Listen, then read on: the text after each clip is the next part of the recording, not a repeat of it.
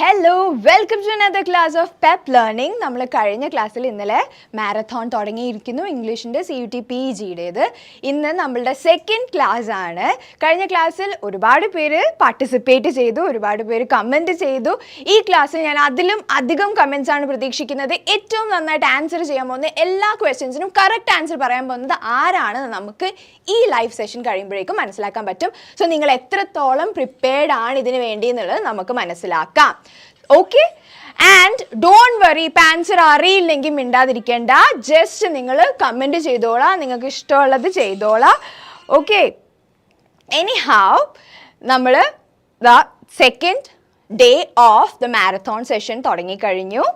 I hope everyone is ready and keep a notebook with you. ഒരു നോട്ട് ബുക്കും പെന്നുമായിട്ട് റെഡിയായി നിന്നോളൂ. കാരണം ഇന്ന് നമ്മൾ എല്ലാ ക്വസ്റ്റ്യൻസും ഡിസ്കസ് ചെയ്യുമ്പം അതിൻ്റെ കൂടെ തന്നെ അതിൻ്റെ ഓപ്ഷൻസ് നമ്മൾ വ്യക്തമായിട്ട് ഡിസ്കസ് ചെയ്യുന്നതായിരിക്കും.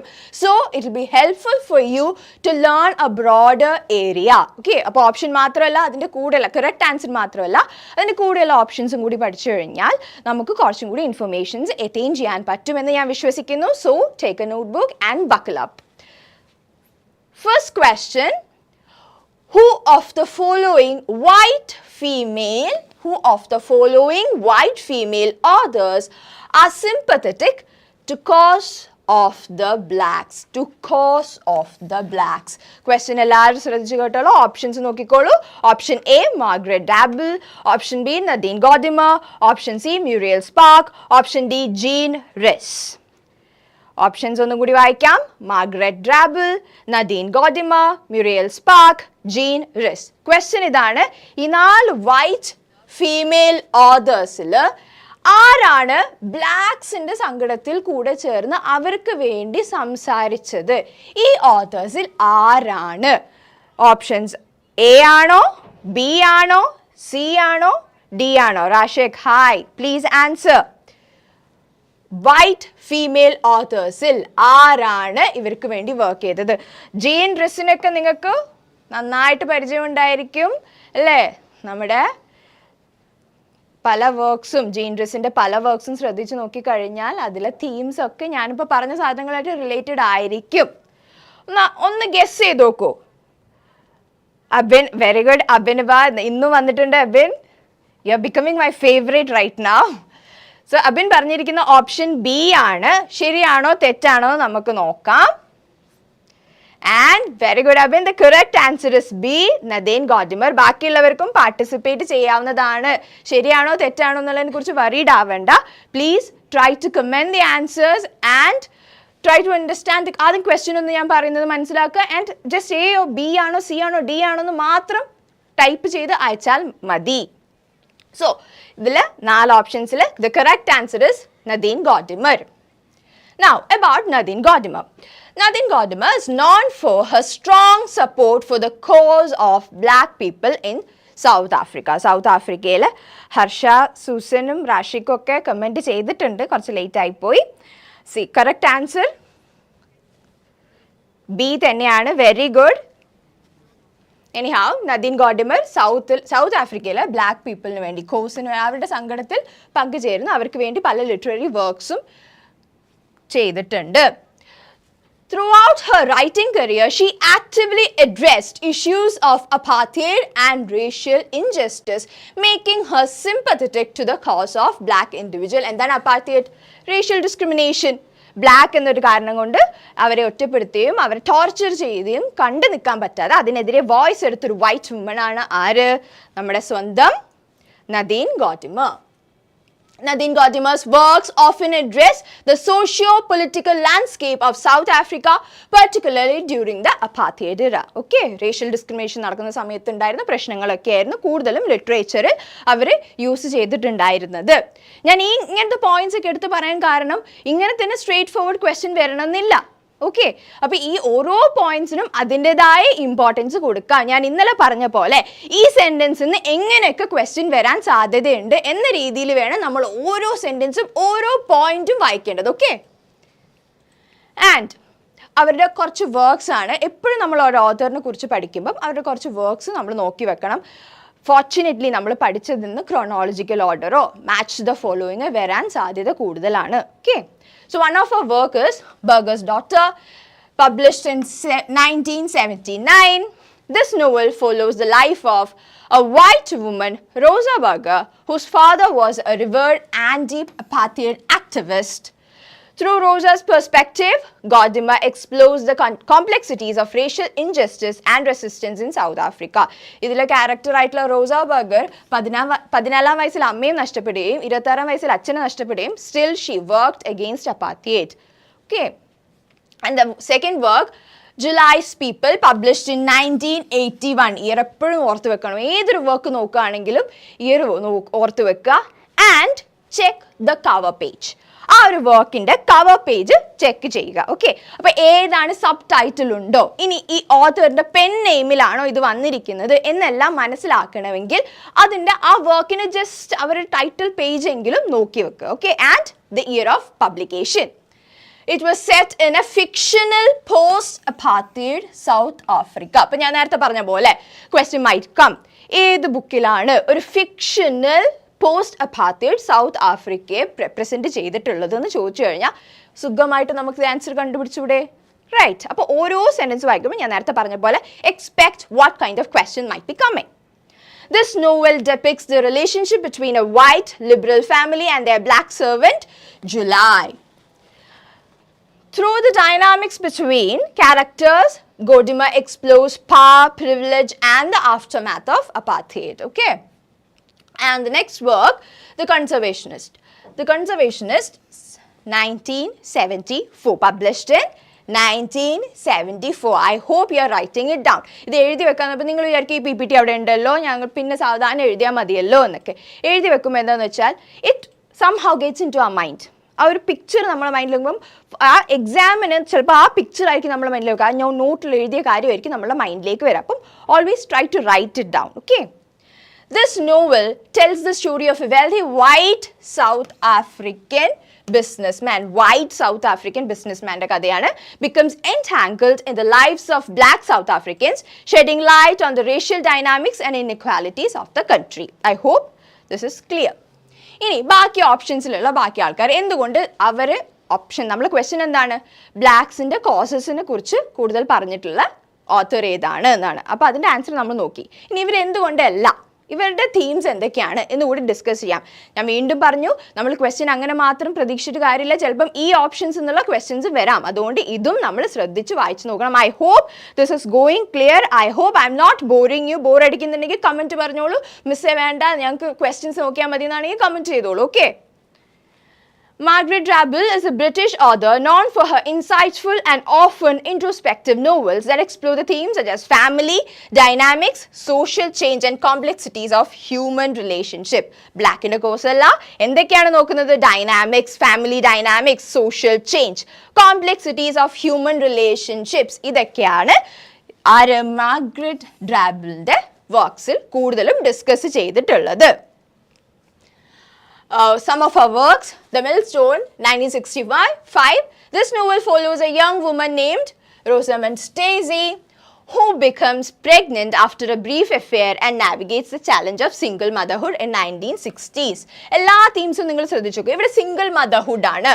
ഇനി ഐസേജ്, ഏത് ഐസേജ്, നമ്മൾ ആനൻ്റെ സിനിമയല്ല, ഇത് വേറെ ഐസേജ്, 1977 പബ്ലിഷ് ചെയ്തിട്ടുള്ള ice age. Set in the 1970s, this novel follows the life of a middle-aged woman named Anthony Keating as she reflects on her past and grapples with the changes occurring in the society. അപ്പോൾ ഇവിടെ middle-aged woman-ൻ്റെതാണ്. And the next one, The Witch of Exmoor, 1996 publish ചെയ്തിട്ടുള്ള The Witch of Exmoor. In this novel, Drabble explores the theme of aging, memory and family dynamics through the story of a woman named Bessy. ഇവിടെ എന്താണ്, ageing, പ്രായമാവും, മറവി വരുന്ന അവസ്ഥയിൽ. അപ്പം നമ്മൾ single മദറിനെ കുറിച്ചും middle age വിമനെ കുറിച്ചും പ്രായമായ സ്ത്രീകളെ കുറിച്ചൊക്കെയാണ് ഇവരുടെ വർക്ക്സിൽ കൂടുതലും തീംസ് ആയിട്ട് വരുന്നത്. Drabble's works are often praised for their keen observations of human behavior and the way they capture the complexities of modern life.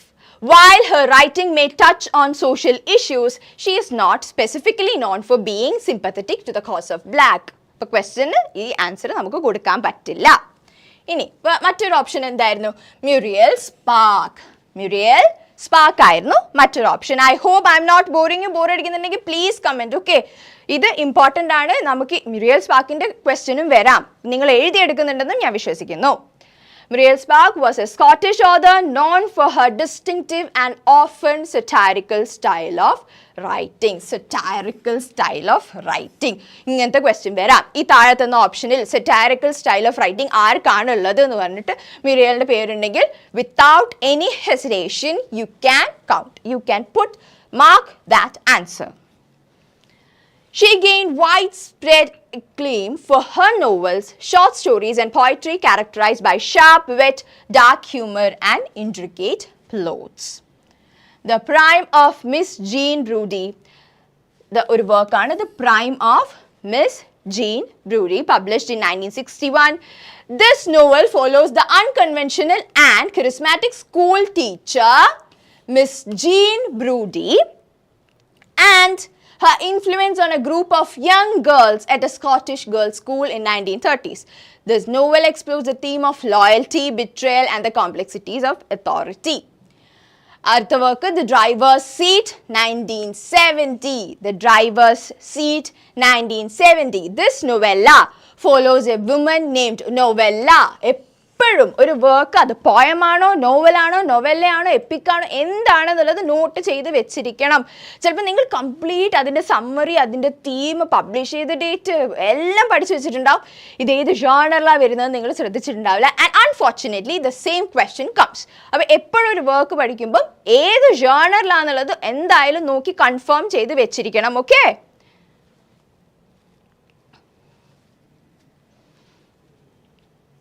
who embarks a journey to find and meet her fate. As the story unfolds, it becomes clear that Liza's motivation are driven by a desire for self-destruction. And Memento Mori, 1959. In this novel, Spark explores the theme of aging, morality and memory through the interconnected lives of group of elderly characters who receive mysterious phone call reminding them that remember you must die. ഇതൊക്കെ interesting stories ആണ്. ഇത് time ഇല്ലാത്തതുകൊണ്ടാണ്. Otherwise I would have told the entire story. After this exam please sit and try to read. അല്ലെങ്കിൽ നിങ്ങൾ എന്തായാലും നിങ്ങൾക്കൊക്കെ PG seat കിട്ടും, ഉറപ്പാണ്. അപ്പോൾ നിങ്ങൾ വലിയ വലിയ കോളേജസിലൊക്കെ എത്തി അവിടുത്തെ വലിയ ലൈബ്രറീസിലൊക്കെ ചെന്ന് കഴിഞ്ഞാൽ ഇങ്ങനത്തെ പുസ്തകങ്ങളൊക്കെ ഡെഫിനറ്റ് ആയിട്ട് please do try to read. Okay, Spark's works often dwell in darker aspects of human nature and society, and her writing style is characterized by its sharp and incisive commentary. അതുകൊണ്ട് തന്നെ നമുക്കിത് black കോസിന് വേണ്ടിയിട്ട് work ചെയ്തിട്ടുണ്ടെന്ന് പറയാൻ പറ്റില്ല. So this will not be the correct answer for our question. And the last option was Jean Rhys. Jean റിസിനെ കുറിച്ച് അറിയാത്ത ഒരു വ്യക്തിയെ ലിറ്ററേച്ചർ സ്റ്റുഡൻ്റ് ആയിട്ട് നമുക്ക് കൺസിഡർ ചെയ്യാൻ പറ്റില്ല. Jean Rhys is one of the celebrated person in the world of literature.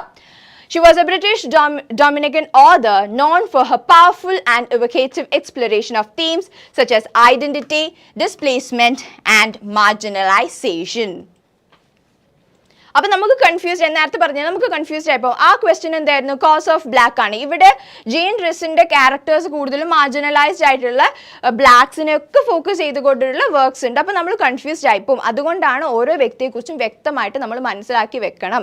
ഓരോ ഓത്തേഴ്സിൻ്റെയും തീംസ് എന്താണ്, അവർ കൂടുതലും ഫോക്കസ് ചെയ്ത തീംസ് എന്താണ് നമ്മൾ മനസ്സിലാക്കി വെച്ചാൽ മാത്രമേ ഇതേപോലെയുള്ള ക്വസ്റ്റ്യൻസ് നമുക്ക് ആൻസർ ചെയ്യാൻ പറ്റൂ. She is best known for her novel Wide Sargasso Sea, published in 1966. Jean Rhys എന്ന പേര് കേട്ട ഫസ്റ്റ് നമ്മളെ മൈൻഡിൽ വരേണ്ടതാണ് വൈഡ് സർഗാസോ സീ, 1966 പബ്ലിഷ് ചെയ്തിട്ടുള്ളത്. And which serves as a prequel എന്ന് പറഞ്ഞാൽ മുന്നേ വരുന്നത് to Charlotte Bronte's classic novel Jane Eyre നമുക്കറിയാലോ. ജെയിൻ എയർ അറിയില്ലെങ്കിൽ അറിഞ്ഞിരിക്കണം. ജെയിൻ എയറിൻ്റെ പ്രിക്വലായി വരുന്നതാണ് സർഗാസോ സി. അതിൽ Rhys reimagines the back story of Bertha Mason, the mad woman in the attic in Jane Eyre, giving her a voice and history. Jane എയറിൻ്റെ വർക്കിൽ just ഒരു mad woman in the attic എന്ന് പറഞ്ഞ് മാത്രം സൈഡാക്കി വെച്ചിരുന്ന ക്യാരക്ടറിനെ, Bertha mason എന്ന ക്യാരക്ടറിനെ റിസ് എന്ത് ചെയ്യും, അവർക്കായിട്ടൊരു സ്റ്റോറി ഡെവലപ്പ് ചെയ്യാണ്.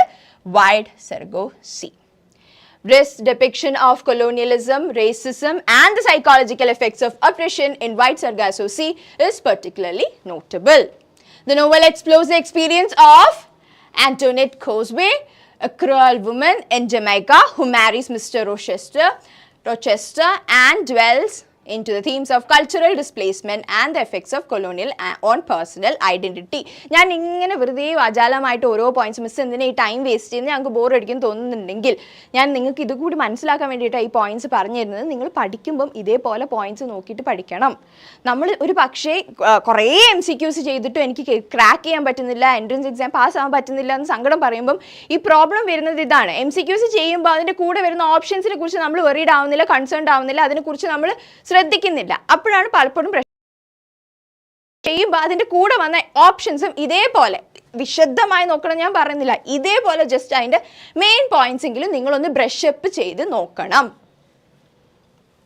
Apart from White Sargasso Sea, Rhys wrote several other novels and short stories that are often centered on the characters who are outsiders or marginalized in some way.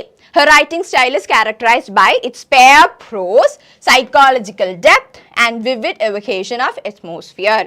അതായത് ഇതൊക്കെയാണ് themes. അപ്പോൾ question ഇങ്ങനെ വരാം, ഈ psychological ഡെപ്തിൽ theme, അങ്ങനത്തെ themes select ചെയ്ത് ചെയ്യുന്നത് ആരാണ്, ഏത് ഓത്തറാണ്. അപ്പം നമുക്ക് യെസ് ഞാനിത് പഠിച്ചിട്ടുണ്ടല്ലോ എന്ന് പറഞ്ഞ് ആൻസർ ചെയ്യാൻ പറ്റും. While Rhys' works doesn't directly, ഇതും ഇവിടെ എന്താ പറയുക, ബ്ലാക്സിനെ കുറിച്ച് പറയുന്നുണ്ടെങ്കിലും കൂടുതലും ഫോക്കസ് ചെയ്യുന്നത് നേരത്തെ പറഞ്ഞ പോലെ സൈക്കോളജിക്കൽ ഇവൻസിനെ കുറിച്ചാണ്. സ്ത്രീകൾ അല്ലേ, എപ്പോഴും റിസിൻ്റെ വർക്ക്സിൽ അങ്ങനെയാണ്. ഒരു പെൺകുട്ടി കരയുകയാണെങ്കിൽ എന്തായിരിക്കും, ഓൾ ഓവർ ആക്കുകയാണ്, അല്ലെങ്കിൽ വെറുതെ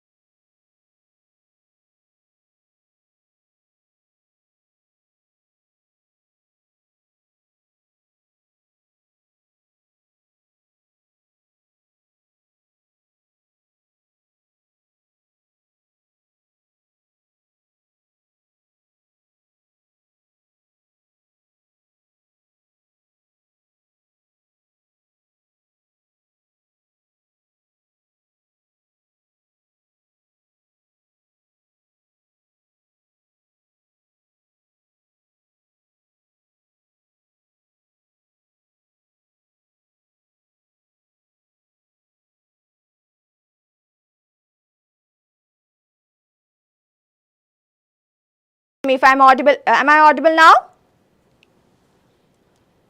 Ashwati, am I audible? Harsha Susan A എന്ന് പറയുന്ന ഓപ്ഷൻ പറഞ്ഞിട്ടുണ്ട്. ഞാൻ പറയുന്നത് കേൾക്കാൻ പറ്റുന്നുണ്ടോ നിങ്ങൾക്ക്? Am I audible now?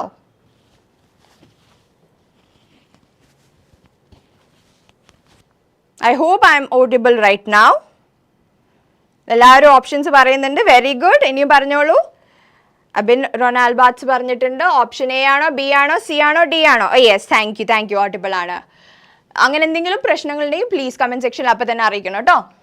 മിത്തോളജീസ് അപ്പം ആരുടെ വർക്കാണ്? ഇവിടെ ഒരുപാട് പേര് എ പറഞ്ഞിട്ടുണ്ട്. നമുക്ക് നോക്കാം. Yes, the correct answer is Ronald Barthes. Very good, everyone. Very good. Okay. അപ്പം mythologies was written by Roland Barthes. അദ്ദേഹത്തിൻ്റെ വർക്കാണ്. 1957 പബ്ലിഷ് ചെയ്തിട്ടുള്ള collection of essays examining how everyday objects, cultural phenomena and practices carry symbolic meanings in society. analyzes various aspects of modern culture such as advertisements, fashion, politics and wrestling to uncover the underlying myths and ideologies they perpetuate. Introduced the concept of myth as a system of communication that naturalizes and normalizes cultural values and beliefs. Mythologies അല്ലെങ്കിൽ myth എന്നത് കാര്യം ഒരു literature student എന്ന നിലയിൽ നമ്മൾ എപ്പോഴും അറിഞ്ഞിരിക്കേണ്ടത് അല്ലെങ്കിൽ എപ്പോഴും ക്രോസ് ചെക്ക് ചെയ്യേണ്ടത് എപ്പോഴും ക്രിട്ടിക്കലി അനലൈസ് ചെയ്യേണ്ട ഒരു സാധനമാണ് മിത്ത്. ഈ മിത്തുകളാണ് വീണ്ടും ഇങ്ങനെ യൂസ് ചെയ്ത് നമ്മുടെ കൾച്ചറിൻ്റെ ഭാഗമാകുന്നത്. അതിനൊരു പെർഫെക്റ്റ് എക്സാമ്പിൾ ഉണ്ട്. ഈ മിത്ത് എങ്ങനെയാണ് കൾച്ചറിൻ്റെ ഭാഗമാകുന്നത്. കുറച്ച് റിസർച്ചേഴ്സ് കൂടി നടത്തിയ ഒരു ഇൻട്രസ്റ്റിംഗ് റിസർച്ചാണ്, ശ്രദ്ധിച്ച് കേട്ടോളൂ. ഓക്കെ, ഇവരെന്ത് ചെയ്തു, ഒരു കൂട്ടിൽ ഒരു കേജിൽ ഒരു 4 കുരങ്ങന്മാരെ, നിങ്ങൾക്ക് ചിലപ്പോൾ കേട്ടിട്ടുണ്ടാവും, എനിവേ കേൾക്കാത്തവർക്ക് വേണ്ടി, ഇവർ 4 monkeysനെ അവരൊരു കേജിൽ പൂട്ടിയിട്ടു. And they hanged a big banana on the top of the cage. കേജിൻ്റെ ഏറ്റവും മുകളിൽ അവരെന്ത് ചെയ്തു, ഒരു ബനാന തൂക്കിയിട്ടു. ഈ 4 monkeysനെ അവിടെ വെച്ചു. And if someone tries to climb over and take the banana, ആ പഴം ഏതെങ്കിലും ഒരു മങ്കി എടുക്കാൻ നോക്കിക്കഴിഞ്ഞാൽ what happens that the other 3 monkeys will get electrocuted. സ്പോട്ടിൽ ഷോക്ക് അടിക്കും. ആരെങ്കിലും ഈ കൂട്ടത്തിൽ ഏതെങ്കിലും ഒരു മങ്കി അവിടെ പോയിട്ട് പഴം എടുത്തു കഴിഞ്ഞാൽ ബാക്കിയുള്ളവർക്ക് സ്പോട്ടിൽ ഷോക്ക് അടിക്കും. ആദ്യം ഒരു മങ്കി ചെയ്തു, ബാക്കി 3 പേർക്ക് ഷോക്ക് അടിച്ചു. അപ്പോൾ ഇവർക്ക് സംഭവം പിടികിട്ടിയില്ല. രണ്ടാമത് ഒരു മങ്കി കയറി, വീണ്ടും ബാക്കിയുള്ളവർക്ക് ഷോക്ക് അടിച്ചു. അപ്പോൾ ആകെ കൺഫ്യൂസ്ഡ് ആയി, എന്താണിത് സംഭവിക്കുന്നത്, എങ്ങനെയാണ്. And finally they started to understand, okay പഴം എടുക്കാൻ പോയി കഴിഞ്ഞാൽ ഷോക്ക് അടിക്കും. And they started the myth. അങ്ങനെ ഇവരെന്ത് ചെയ്തു, ആ കൂട്ടത്തിലുള്ള 2 monkeysനെ പുറത്തെടുത്തിട്ട് ന്യൂ monkeys, പുതിയ ആൾക്കാരെ കയറ്റി. ഈ പുതിയ ആൾക്കാർക്ക് അറിയില്ലല്ലോ ഷോക്ക് അടിക്കുന്ന കഥ. പുതിയ ആളെന്ത് ചെയ്തു, നേരെ പോയി ഒരു ബനാന എടുക്കാൻ നോക്കിയപ്പോഴത്തേക്ക് ബാക്കിയുള്ള ആദ്യം ഉണ്ടായിരുന്ന 2 monkeys ഈ കയറാൻ നോക്കിയ മങ്കി അടിച്ചു. വേണ്ട മോനെ, ഇത് വേണ്ടാത്ത പരിപാടിയാണ്, ഷോക്ക് അടിക്കുന്നു പറഞ്ഞു.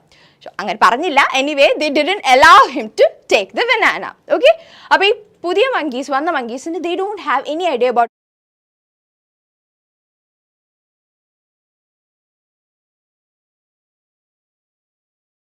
ആദ്യം ഇലക്ട്രിക്യൂട്ടഡ് ആയിട്ടുള്ള ആ 2 monkeysനെ മാറ്റി വേറെ പുതിയ 2 monkeysനെ വെച്ചു. ഇപ്പം കേജിൽ പുതിയ ആൾക്കാരാണ്, ആദ്യത്തെ സെറ്റ് ഓഫ് മങ്കീസേ ഇല്ല. But no one try to take that banana. അവർക്ക് അറിയില്ല. ഈ കേജിൽ റിസർച്ചേഴ്സ് എന്ത് ചെയ്തു, ആ ഷോക്ക് അടിക്കുന്ന സിസ്റ്റമേ എടുത്ത് ഒഴിവാക്കി. ഇവർക്ക് സുഖമായിട്ട് പോയി ബനാന എടുക്കാം. But still these monkeys were afraid to take that banana. കാരണം ആ മിത്ത് ഇവരുടെ മൈൻഡിൽ കയറി. Okay, we should not take that banana, there is something wrong will happen. അതേപോലെ തന്നെ നമ്മുടെ സൊസൈറ്റിയിലും ഒരുപാട് മിത്സ് ഉണ്ട്. പണ്ട് നമ്മുടെ പൂർവികർ എന്തൊക്കെയോ ചിന്തിച്ച് അവരുണ്ടാക്കി വെച്ച് നമ്മളെപ്പോഴും ബുദ്ധിയില്ലാതെ ഫോളോ ചെയ്തുകൊണ്ടിരിക്കുകയാണ്. അങ്ങനത്തെ മിത്സിനെ ക്രാക്ക് ചെയ്തതാണ് മിത്തോളജി എന്ന വർക്കിലൂടെ. I hope it's clear.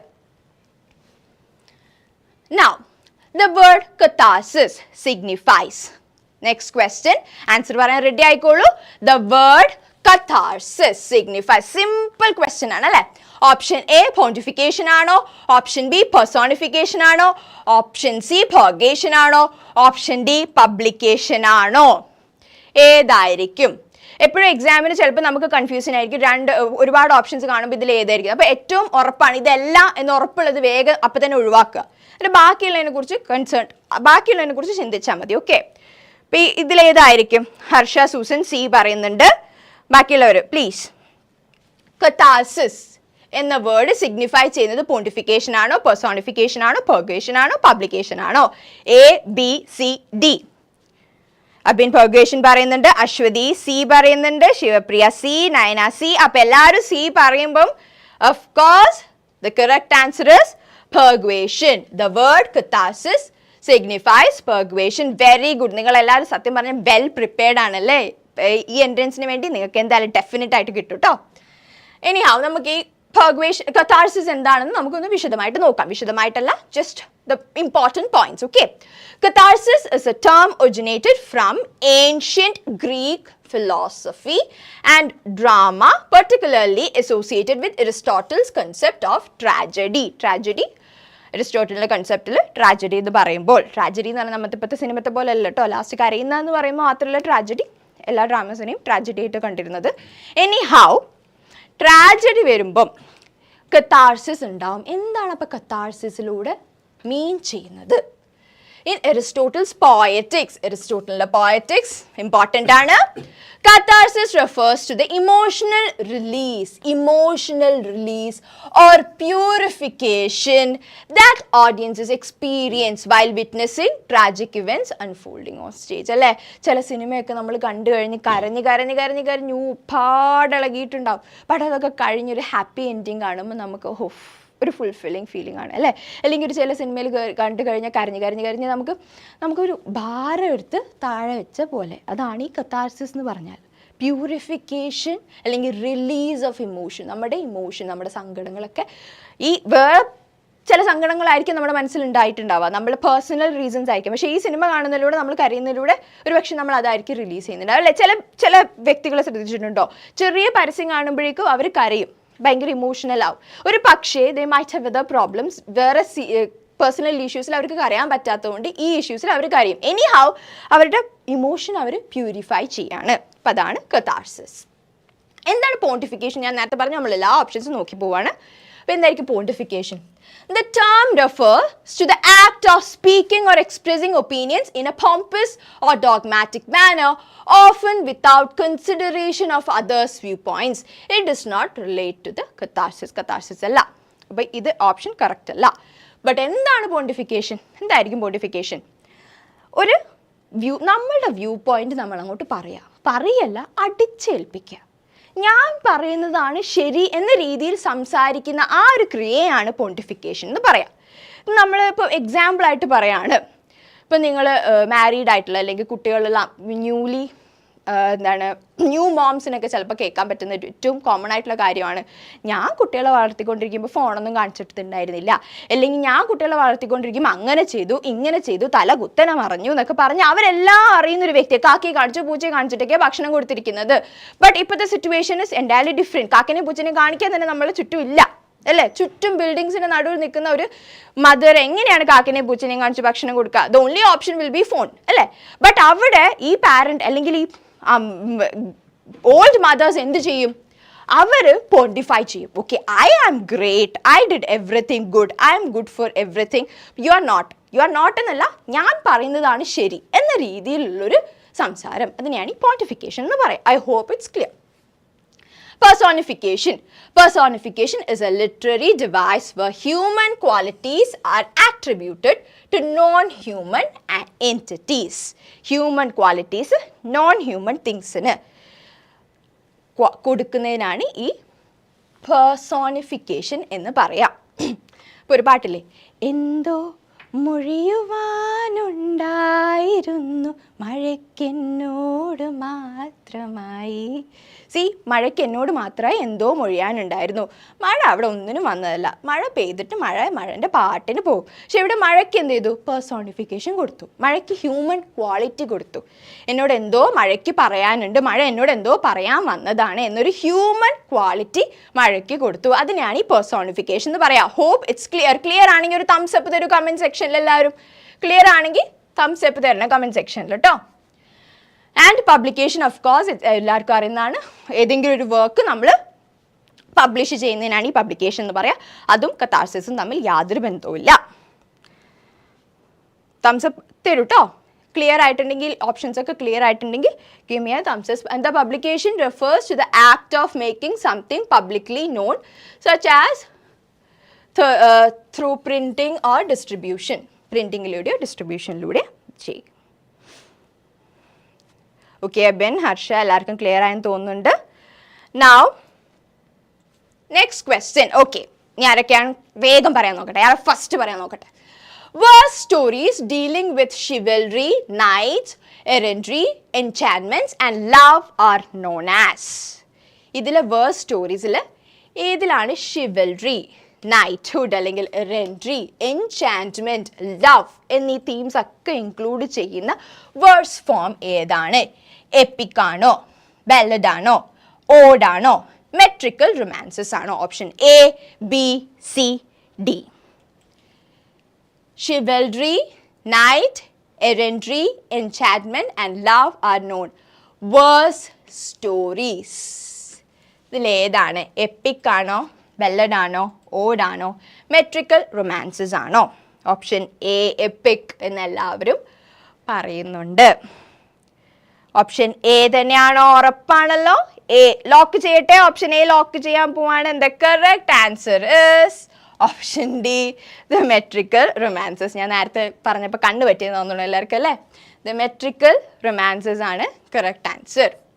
Metrical romances are narrative poems or verse stories that typically revolve around themes of chivalry, knights, adventures, love, and often include the elements of magical enchantment. Okay, I hope it's clear. നേരത്തെ പറഞ്ഞ പോലെ chivalry, അതായത് heroism, love എല്ലാം metrical romances-ൽ ഉണ്ടാവും. These stories were popular during the medieval period and were often orally transmitted. Orally transmitted, written അല്ല. In verse, written down in verse form. Orally transmitted അല്ലെങ്കിൽ verse formil written down ആയിരിക്കും. They depicted the adventures and exploits knights and heroes, their quests, battles and encounters with supernatural beings or challenges. അപ്പോൾ EPIC അല്ലേ എന്നുള്ളൊരു question നിങ്ങൾക്ക് സംശയം വന്നു. എപ്പിക്കാണല്ലോ, എപ്പിക്കിൽ qualities ഒക്കെ ഉണ്ടല്ലോ എന്നുള്ളത്. While epics also often feature heroic characters and grand adventures, they are typically longer narrative poems. Question എന്തായിരുന്നു? Verse forms ആണ്. ഇവിടെ narrative, longer narrative poems ആയിരിക്കും. They encompass a broader scope of events and themes, often involving foundations of history and nation or culture. എപ്പിക്കിൽ കൂടുതലും ആ നൈറ്റിനെ കുറിച്ചോ ഇതിനെക്കുറിച്ചോ focus ചെയ്യാതെ focus ചെയ്യും, but still അവിടെ അവരുടെ സൈഡിൽ കൂടെ നേഷൻ്റെ പ്രത്യേകത, അവരുടെ എന്താ പറയുക, അവരുടെ ഹിസ്റ്ററി എന്താണെന്നൊക്കെ ആ എപ്പിക്കിലൂടെ പറയാൻ ശ്രമിക്കുന്നുണ്ട്. The ballads are narrative poems that tell a story in a simple, concise form, often focusing on a single event or emotion. While ballads may include elements of love or adventure, they are not specifically associated with chivalry, knights and enchantment as metrical romances. ഈ question വളരെ confusing ആണല്ലേ? അപ്പോൾ നമ്മൾ വളരെ ശ്രദ്ധിച്ച് വായിക്കണം. And always remember, നമുക്കൊരു question answer ചെയ്യാൻ 1.5 മിനിറ്റ്, അതിൽ മാക്സിമം 2 മിനിറ്റ് യൂസ് ചെയ്യാൻ പാടുള്ളൂ. എന്നിട്ട് കിട്ടുന്നില്ല എന്നുണ്ടെങ്കിൽ ഏതെങ്കിലും ഓപ്ഷൻ ക്ലിക്ക് ചെയ്യാൻ പോവാം. ഓക്കെ, വെറുതെ ഒരു ക്വസ്റ്റ്യൻ ഇരുന്ന് ടൈം വേസ്റ്റ് ചെയ്യരുത്. ഓക്കെ, പിന്നെ ഓഡ് എന്താണ് എല്ലാവർക്കും അറിയാം. Odes are lyrical poems that express praise, admiration or reflection. Ode on അഗ്രേഷനോടൊക്കെ അറിയില്ലേ, നമ്മളൊരു ഒബ്ജക്റ്റിനെയോ ഒരു പേഴ്സണെയോ അവരെ പ്രേസ് ചെയ്യുന്നതോ അവരുടെ ബ്യൂട്ടിയെ കാണിക്കുന്ന രീതിയിൽ എഴുതുന്ന വേഴ്സ് ഫോംസ് തന്നെയാണ്. They are not narrative in nature and do not typically deal with themes of chivalry. Next question. എല്ലാവരും ഒന്ന് ടയേർഡ് ആയിട്ടുണ്ടാവുമെന്ന് തോന്നുന്നു, ബട്ട് പ്ലീസ് ബക്കിൾ അപ്പ്, കാരണം നമ്മുടെ exams are very close. Okay, അപ്പോൾ നമ്മളിപ്പം ടയേർഡായിട്ടോ ബോർ അടിച്ചിട്ടോ ഒരു കാര്യമില്ല, നമുക്ക് എക്സാമിന് എങ്ങനെയെങ്കിലും കിട്ടിയേ പറ്റും. ഓക്കെ, അപ്പോൾ ഇത് question, he is a citizen of no mean city is an example of. He is a citizen of no mean city എന്ന് പറയുന്ന ഈ ഒരു sentence is an example of. എന്തിൻ്റെ എക്സാമ്പിൾ ആണ്? പെരിഫ്രേസസ് ആണോ, ടോട്ടോളജി ആണോ, പ്രൊലെപ്സിസ് ആണോ, ലൈറ്റ് ഔട്ട്സ് ആണോ? എന്തിൻ്റെ എക്സാമ്പിൾ ആണ്? പറയൂ. He is a citizen of no mean city. He is a citizen of no mean city എന്ന് പറയുന്ന ഈ കൈൻഡ് ഓഫ് സെൻറ്റൻസ് ഏത് കൈൻഡ് ഓഫ് സെൻറ്റൻസ്, ഇതിലേതിലാണ് വരുന്നത്? ഏതിൻ്റെ എക്സാമ്പിളായിട്ട് നമുക്ക് കൊടുക്കാൻ പറ്റും? ഓപ്ഷൻ എ പെരിഫ്രേസസ് ആണോ, ഓപ്ഷൻ ബി ടോട്ടോളജി ആണോ, ഓപ്ഷൻ സി പ്രോലെപ്സിസ് ആണോ, ഓപ്ഷൻ ഡി ലൈറ്റ് ഔട്ട്സ് ആണോ? പറയൂ. I hope I am audible. ഞാൻ പറയുന്നത് കേൾക്കുന്നുണ്ടെന്ന് വിശ്വസിക്കുന്നു. ഏതായിരിക്കും? അറിയില്ലെങ്കിൽ ഗസ് എങ്കിലും ചെയ്യൂ കേട്ടോ. ഇപ്പം നിങ്ങൾക്ക് അറിയുന്നില്ലെങ്കിൽ, എല്ലാം തികച്ചറിയുന്നൊരു വ്യക്തി ഇല്ലല്ലോ ഈ ലോകത്ത്. ഇപ്പം നിങ്ങൾക്ക് അറിയില്ലെങ്കിലും ജസ്റ്റ് ഒന്ന് ഗസ് ചെയ്യൂ, ഏതായിരിക്കാം? പെരിഫ്രേസസ് ആണോ, ടോട്ടോളജി ആണോ, പ്രോലെപ്സിസ് ആണോ, ലൈറ്റ് ഔട്ട്സ് ആണോ? ഏതായിരിക്കും?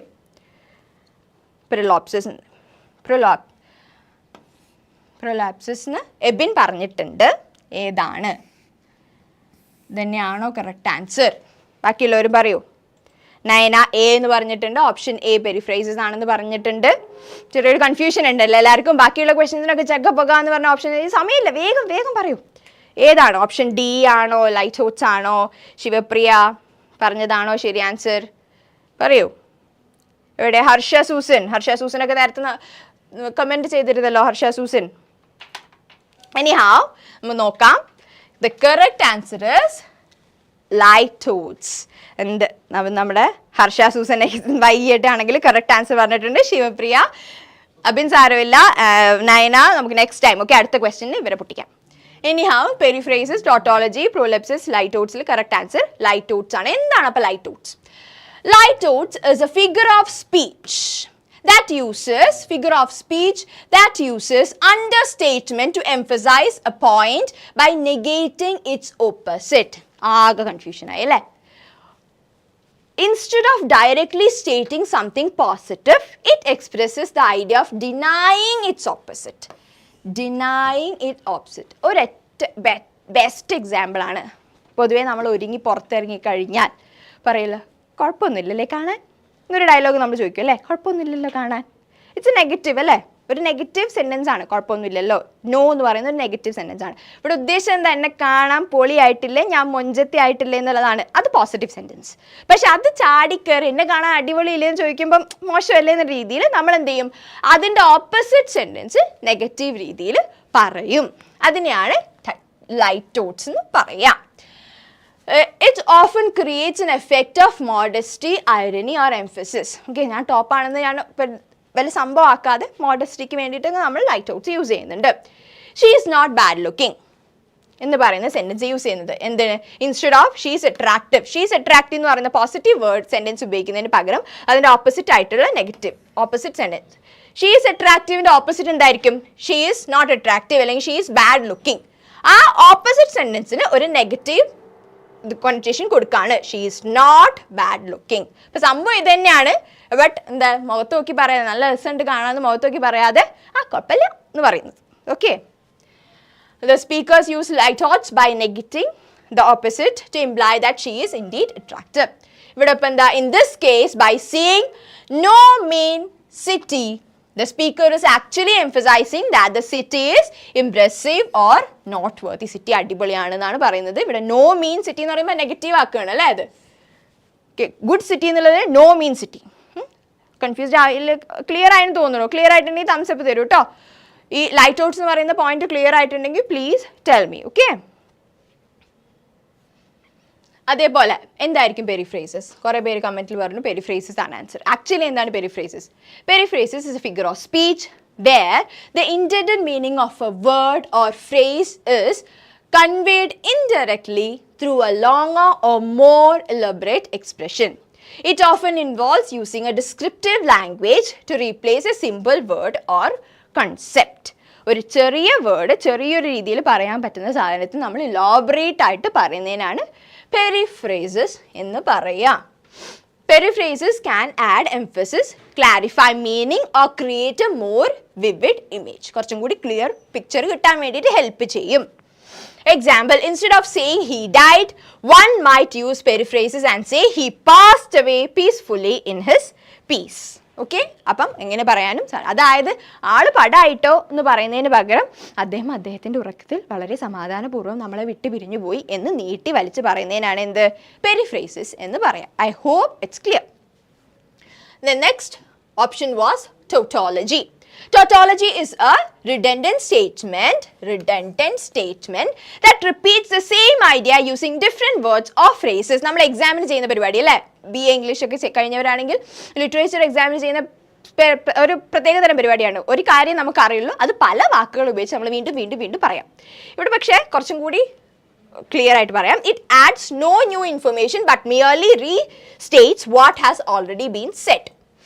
Tautologies are often considered poor or ineffective writing or speaking. Example, I saw it with my own eyes is a tautology because with my own eyes is redundant since seeing implies using one side. ഞാൻ എൻ്റെ സ്വന്തം കണ്ണുകൊണ്ട് കണ്ടതാണ്, അല്ലെങ്കിൽ ഞാൻ എൻ്റെ കണ്ണുകൊണ്ട് കണ്ടതാണെന്ന് പറയില്ലേ. കണ്ണുകൊണ്ടല്ലാതെ മൂക്കൊണ്ട് കാണാൻ പറ്റില്ലല്ലോ. ഞാൻ കണ്ടു എന്ന് പറഞ്ഞാൽ മതി. അവിടെ ഞാൻ എൻ്റെ കണ്ണുകൊണ്ട് കണ്ടു എന്ന് പറയുമ്പം അവിടെ സംഭവിച്ചത് tautology. പിന്നെ last option was prolepsis. Prolepsis is a figure of speech where a future event or action is mentioned before it actually occurs, often to create emphasis or anticipation. It can also refer to the use of descriptive words or phrase that anticipates or assumes a quality or condition before it is present. അതായത് ഒരു സംഭവം സംഭവിക്കുന്നതിന് മുന്നേ എന്തെങ്കിലും നടക്കുന്നതിന് മുന്നേ തന്നെ അതിനെക്കുറിച്ച് പറയാം, അതിനെക്കുറിച്ചൊരു ക്ലിയർ പിക്ചർ ഉണ്ടാക്കുക. അതിന് ബെസ്റ്റ് എക്സാമ്പിൾ എന്താ ഞാൻ പറഞ്ഞുതരാം. Prolapses can add complexity and depth to the narrative or argument. Example, he was a dead man walking is a prolapse because it refers to someone as dead before they have actually died, creating a sense of inevitability or impending doom. അതായത് മരിച്ചു, അയാൾ മരിച്ച മനുഷ്യനാണ് നടന്നതെന്ന് പറയുമ്പോൾ already ഇതുവരെ മരിക്കാത്ത ഒരാളെ ഓൾറെഡി മരിച്ചു എന്ന് പറയാണ്, ഫ്യൂച്ചറിൽ സംഭവിക്കാൻ പോകുന്ന ഒരു കാര്യം പറയാണ്. അതിൽ ഏറ്റവും നല്ല എക്സാമ്പിൾ എന്താണെന്ന് അറിയോ? A political candidate might say, when I become president, I will address the nation's healthcare crisis. അല്ലെ, എപ്പോഴും നമ്മളൊരു പൊളിറ്റിക്കൽ ഏതെങ്കിലും ഒരു പാർട്ടിയുടെ പരിപാടിക്ക് പോയാൽ ഞാൻ പ്രസിഡന്റ് ആയി കഴിഞ്ഞാൽ ഞാൻ തേങ്ങ പറിക്കും, മാങ്ങ പറിക്കും, എല്ലാം ചെയ്തു തരും എന്ന് പറയുന്നത് ഫ്യൂച്ചറിൽ സംഭവിക്കും. ഞാൻ പ്രസിഡന്റ് ആയാൽ ഇതൊക്കെ സംഭവിക്കും എന്ന് പറയുന്നത്. ഓക്കെ, അതാണ് prolapses. The next question, the poet who described poetry as inspired mathematics is the last question ആണ് നമ്മൾ ഇന്ന് ഡിസ്കസ് ചെയ്യാൻ പോകുന്നത്. ഏറ്റവും ലാസ്റ്റ് ക്വസ്റ്റ്യൻ ആണ്. ഏറ്റവും ഫസ്റ്റ് ആരാണ് ആൻസർ ചെയ്യാൻ നോക്കട്ടെ. The poet who described poetry as inspired mathematics.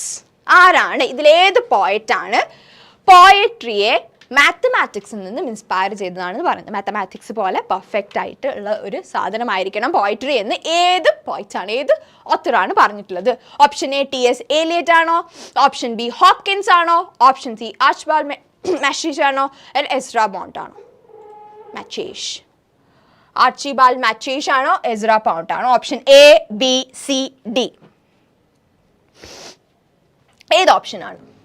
Poet who described poetry as inspired mathematics. Inspired mathematics ആയിട്ട് പറഞ്ഞത് ഏതാണ്, ഏത് പോയിറ്റ് ആണ്? T S Eliot, Hopkins, Archibald, Ezra Pound? വേഗം പറയും. Option B Harsha option B പറയുന്നുണ്ട്, നയന കൃഷ്ണ സി പറയുന്നുണ്ട്, ബിൻ ഹോപ്കിൻസ് പറഞ്ഞിട്ടുണ്ട്. ആരാണ്? ബാക്കിയുള്ളവർ പറയൂ വേഗം. ഡി വന്നിട്ടുണ്ട് option. and the correct answer is option D Ezra Pound. Option D Ezra Pound ആണ് കറക്റ്റ് ആൻസർ. ശിവപ്രിയ, അശ്വതി ഒക്കെ കറക്റ്റ് പറഞ്ഞിട്ടുണ്ട്. പിന്നെ ഇവിടെയും പോയി, സാരമില്ല, നാളെ നമ്മൾ പൂർവാധിക ശക്തിയോടെ തിരിച്ചു വരുന്നതായിരിക്കും. എനി ഹൗ ബാക്കിയുള്ളവരൊക്കെ അടിപൊളി. ഓക്കെ, അശ്വതി, ശിവപ്രിയ ഒക്കെ very very good. Pound described poetry as inspired mathematics. This means he likened the crafts of poetry to mathematics, suggesting it requires precision and structure. വെറുതെ വലിച്ചു വാരി എഴുതുന്ന പോയട്രി ആവില്ല, അതിനൊരു കറക്റ്റ് പ്രിസിഷൻ വേണം, കറക്റ്റ് സ്ട്രക്ചർ വേണം. Like mathematics, poetry should be carefully crafted with attention to detail and form. Pound valued clarity, economy of language and precise imagery in poetry. അപ്പോൾ ഇതിനൊക്കെ ഇമ്പോർട്ടൻസ് കൊടുത്തിരിക്കണം. ഇപ്പോൾ നമ്മളൊരു പാട്ട് തേച്ചില്ല പെണ്ണെ തേച്ചില്ല പെണ്ണെ എന്ന് പറയുന്ന പാട്ട്, അതൊരു പോയട്രി ആയിട്ട് നമുക്ക് കൺസിഡർ ചെയ്യാൻ പറ്റില്ല.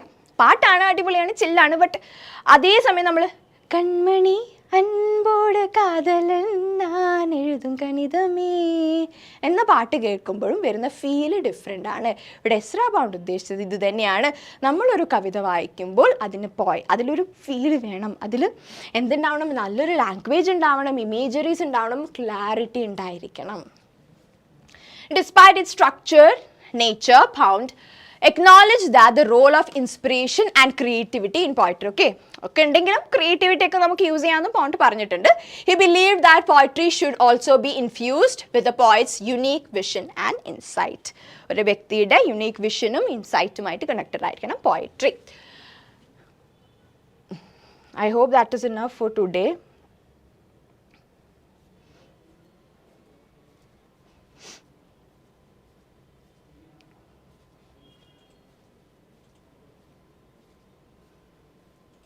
നമ്മൾ ഒരുപാട് ഇത് നോക്കിയിട്ടുണ്ട്, കവർ ചെയ്തിട്ടുണ്ട് ഇന്ന്.